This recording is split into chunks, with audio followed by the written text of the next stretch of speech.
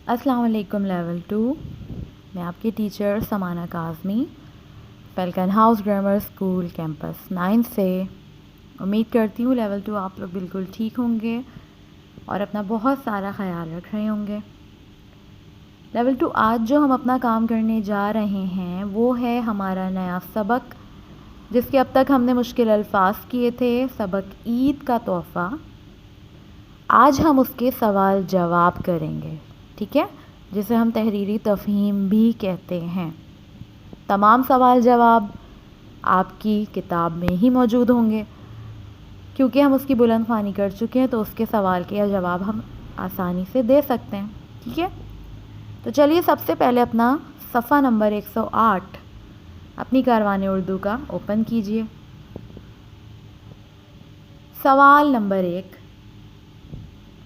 بلال روزہ کیوں نہیں رکھ سکتا تھا؟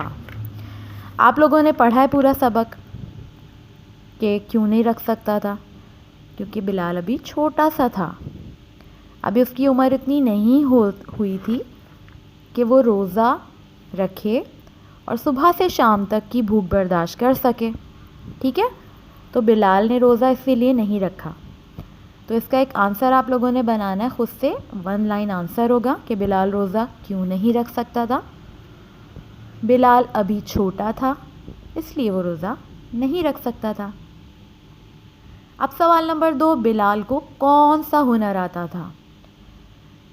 تو بلال کو عید کارڈ بنانے کا ہنر آتا تھا، جو کہ اسے اس کی ٹیچر نے سکھایا تھا، ٹھیک ہے۔ تو اس نے ایک اچھا سا عید کارڈ بنایا تھا، پیارا سا۔ تو بلال کو کون سا ہنر آتا تھا؟ اسے عید کارڈ بنانے کا ہنر آتا تھا۔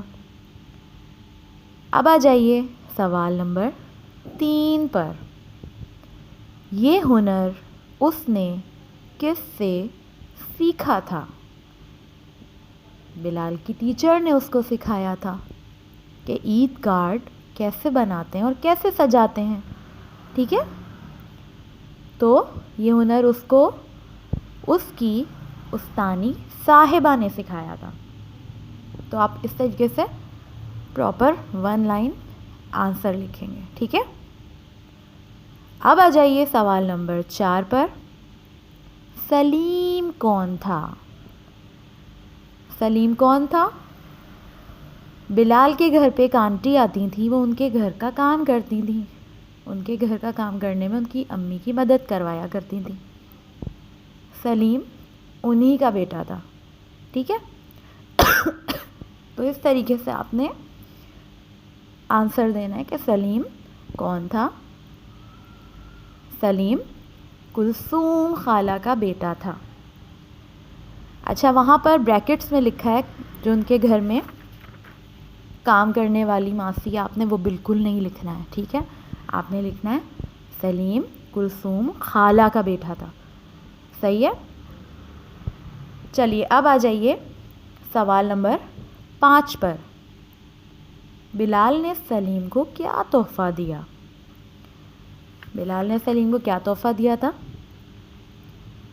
جو بلال کو 2 سوٹ ملے تھے اس میں سے ایک دیا تھا، ٹھیک ہے، اور جو جوڑے تھے ان میں سے ایک دیا تھا، یعنی کہ ایک جوڑا کپڑوں کا اور ایک جوتے کی جوڑی بلال نے سلیم کو تحفتاً دی، یعنی بانٹ لی اس سے عید، ٹھیک ہے۔ اب اگلے صفحے پر آئیے، ہمارا اگلا سوال ہے،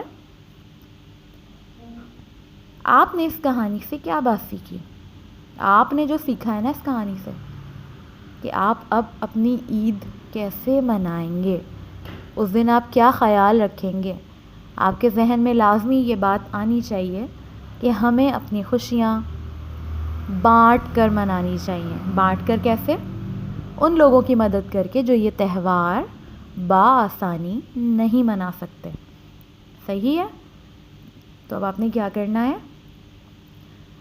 آپ نے یہ لکھنا ہے کہ اگر خوشی کو بانٹ کے منایا جائے تو اس کا مزہ دو بالا ہو جاتا ہے، آپ کو دلی خوشی محسوس ہوگی جب آپ کسی کی مدد کریں گے عید کے تہوار میں، صحیح ہے۔ تو اس طریقے سے آپ نے پراپر اس کے آنسرز بک میں ہی دینا ہے، ڈیٹ لازمی مینشن کر کے، ٹھیک ہے۔